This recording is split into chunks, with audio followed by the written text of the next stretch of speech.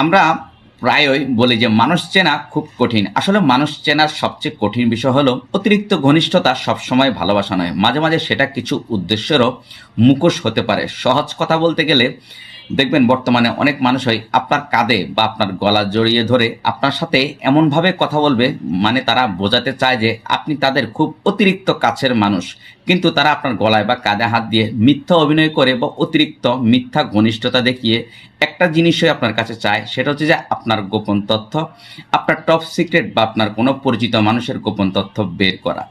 দেখুন তাদের লক্ষ্যটা একেবারেই পরিষ্কার, সেটা হচ্ছে যে তারা আপনার সাথে ঘনিষ্ঠতা দেখিয়ে বিশ্বাস আদায় করে, আর সেই বিশ্বাস ভেঙে আপনার থেকে গোপন তথ্যটা বের করার চেষ্টা করে। একটা জিনিস সবসময় মাথায় রাখবেন, কেউ আপনার কাঁধে হাত রেখে কথা বললে সে আপনার কাছের মানুষ হয় না, বা কেউ আপনার গলা জড়িয়ে ধরে কথা বললে সে আপনার প্রিয়জনও হয় না। মানুষকে ব্যবহার করে সুবিধা হাসিল করাই এইসব মানুষের প্রধান দক্ষতা। আর আমাদের জীবনের সবচেয়ে একটা বড় শিক্ষা হলো মানুষের কথা নয়, আগে তাদের উদ্দেশ্য বুঝতে শিখুন। কারণ অনেক সময় মানুষের মিষ্টি আচরণই সবচেয়ে তেতো বা তিতা ফাঁদ হয়ে দাঁড়ায়।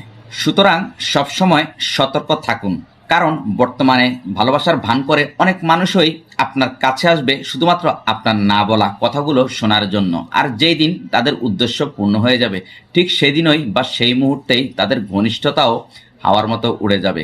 তাই বিশ্বাস তাকেই করবেন যে আপনার নীরবতাকে সম্মান করতে জানে বা আপনাকে সঠিকভাবে মূল্যায়ন করতে জানে। Thanks for watching.